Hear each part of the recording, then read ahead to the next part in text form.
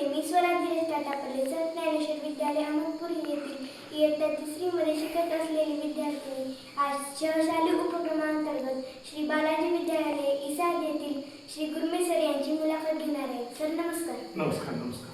Sir तुमचे नाव काय आहे? गुरमे गोपाळ व्यंकटे. सर तुम्ही कोठे राहता? मी सध्या अहमदपूर शहरामध्ये राहतो. सर तुमचे शैक्षणिक क्वालिफिकेशन केव्हा झाले?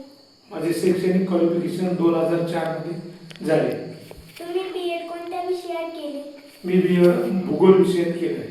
तुम्ही सध्या कोठे कार्यरत आहात? मी श्री बालाजी माध्यमिक व उच्च माध्यमिक विद्यालय इसाद येथे सहशिक्षक पदावर कार्यरत आहे. त्या कॉलेजमध्ये कोणत्या पदावर काम करत आहेत? मी सहशिक्षक पदावर कार्यरत आहे. तुम्ही या कॉलेजमध्ये कधीपासून कार्यरत आहात? मी या कॉलेजमध्ये 2004 पासून कार्यरत आहे. तुम्ही या कॉलेजमध्ये तुमच्या कामाचे स्वरूप काय आहे? विद्यार्थ्यांना अध्यापन करणे, त्यांच्या सर्वांगीण विकासासाठी वेगवेगळे उपक्रम राबवणे, त्यांना संस्कारक्षम बनवणे हे मी वेगवेगळ्या माध्यमातून करत असतो. तुम्ही करत असलेले काम तुम्हाला आवडते का? बिलकुल. विद्यार्थ्यांशी मिळून मिसळून राहणं, त्यांच्याशी दिवसभर अध्यापन कार्यामध्ये राहणं मला खूप आवडते. विद्यार्थी तुमच्याशी कसे वागतात? विद्यार्थी आमच्याशी प्रेमळपणाने वागतात. तुमच्या अध्यापनातून विद्यार्थ्यांना कशी मदत होते?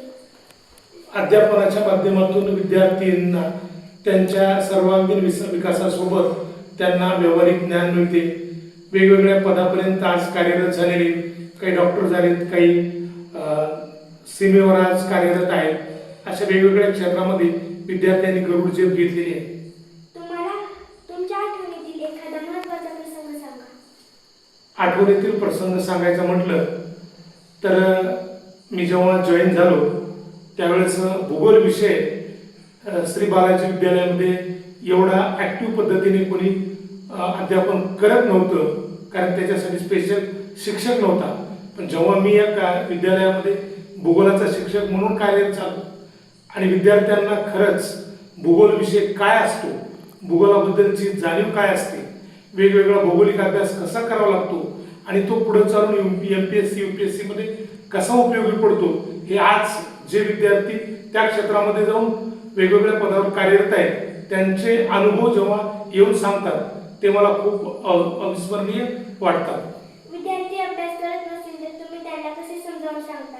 विद्यार्थ्यांनी अभ्यास केलाच पाहिजे आणि विद्यार्थ्यांना अभ्यास ही त्यांच्या तो गोडी लावून केला पाहिजे, कारण सक्तीने अभ्यास होत नाही. तर त्या अभ्यासाची त्यांना गोडी लावण्यासाठी शासनाच्या वेगवेगळ्या उपक्रमातून त्यांना त्या अभ्यासाची गोडी लावणं हे शिक्षकाचं कार्य आहे.